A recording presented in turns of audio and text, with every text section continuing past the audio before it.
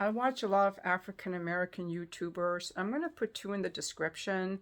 One is Little Black Book 91, that's a man, and the other one is, she calls herself the Queen Maker, that's a woman.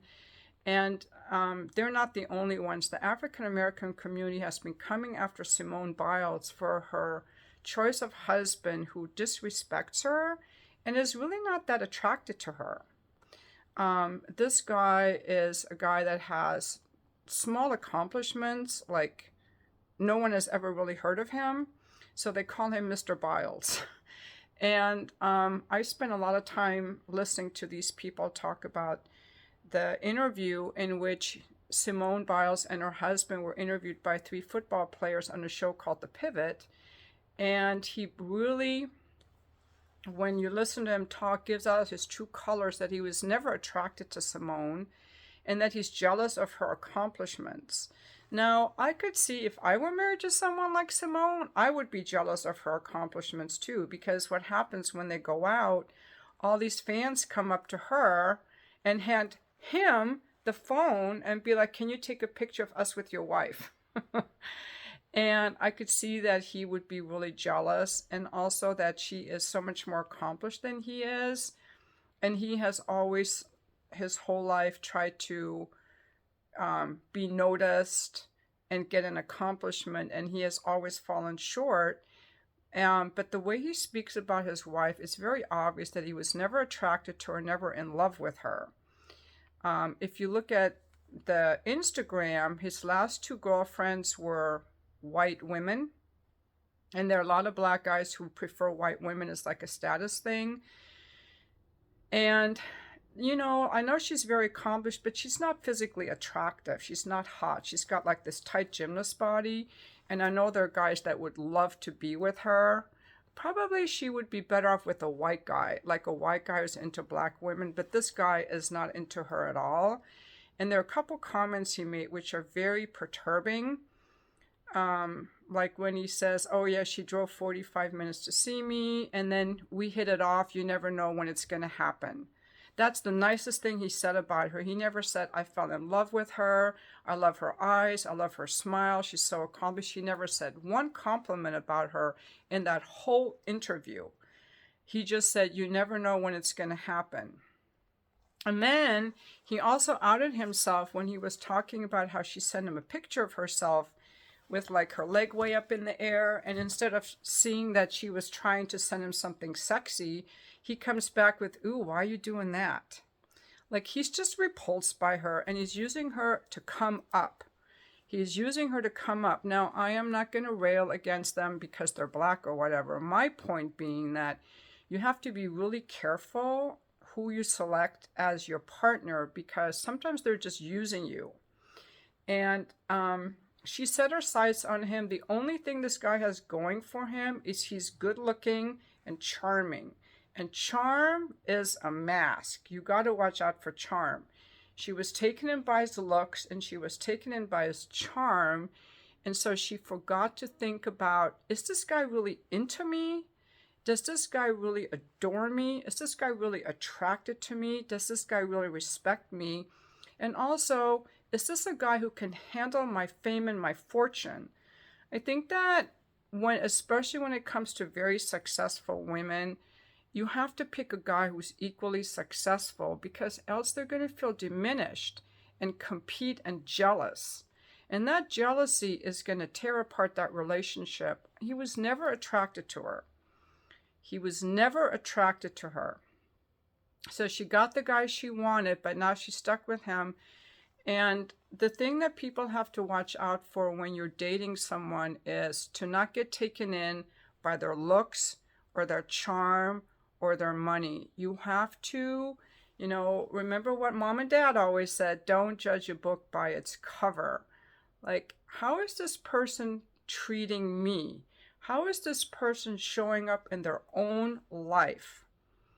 Some people, and Simone comes in that example, is, how can I get you to love me?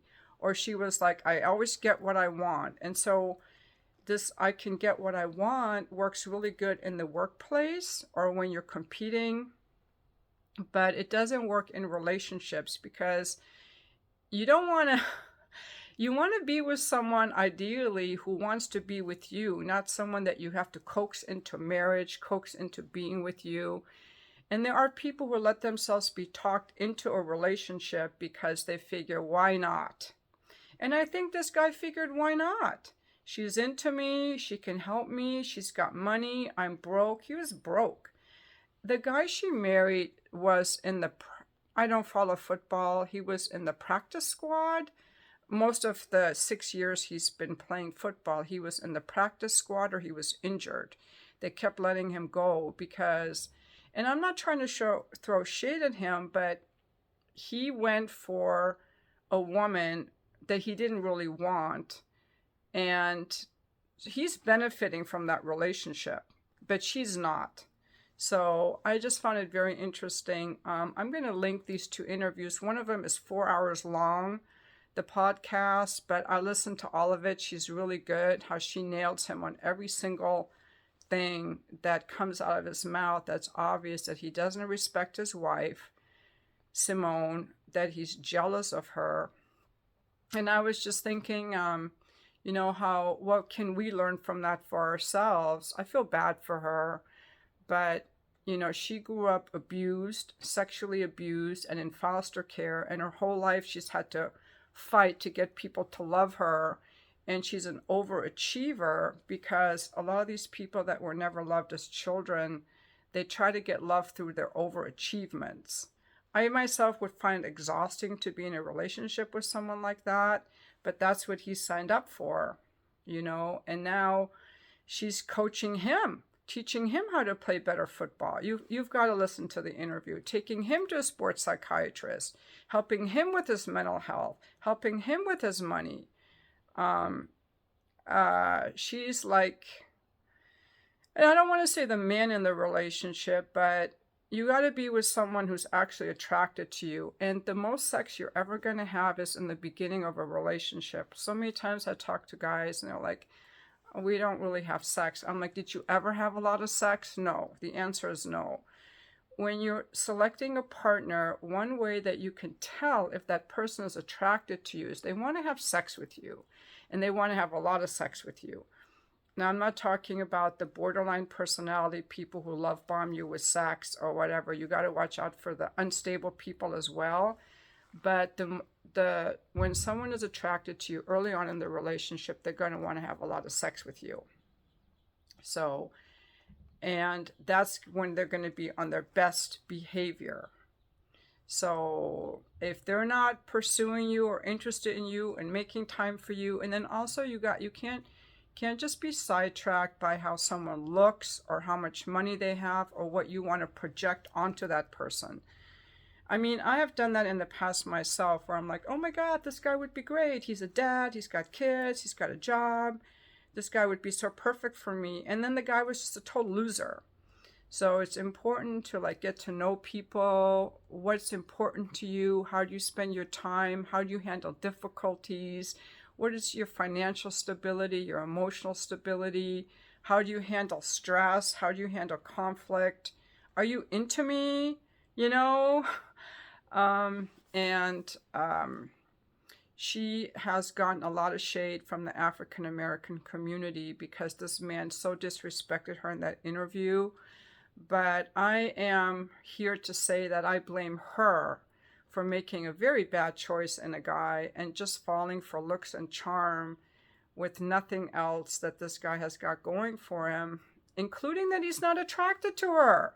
He likes white women. He's not attracted to a tight body, all muscle gymnast. He likes curves and lighter skin. And that's important in a relationship, that someone is actually attracted to you, not just using you to come up or as arm candy. Another couple that comes to mind that is having a very toxic relationship is this Croy Bierman and his wife. They are just nasty and fighting all the time. They're all over YouTube also. Ruby Frankie. I mean, there's so many.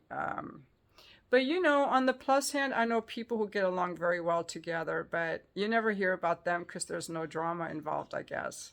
I hope you guys are having good holidays, and I'll see you again soon, but check out the videos. I'm going to link them in the description of this video. Little Black Book 91 and the Queen Maker. And check out their interviews. I find these two channels very interesting. And I watch a lot of African American YouTubers. I just, you know, have found some really good channels. And thank you for watching.